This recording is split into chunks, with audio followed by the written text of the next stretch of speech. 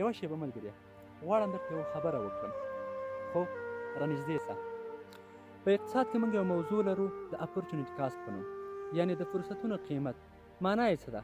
هغه وایي چې کله تاسو غواړئ یو شی لاسته راوړئ باید یو شی له لاسه ورکړئ.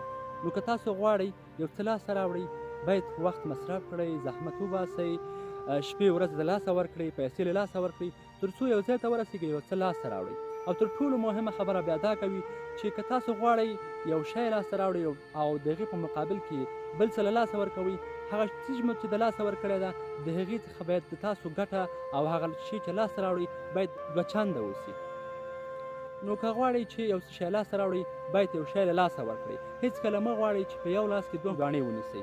نو باید وخت مصرف کړئ، پیسې مصرف کړئ، زحمت وباسئ تر څو یو شی لاسته راوړئ. او تر ټولو مهمه خبره خو دا ده چې لوړو ځایونو ته ښو شیانو ته رسېدل وخت غواړي.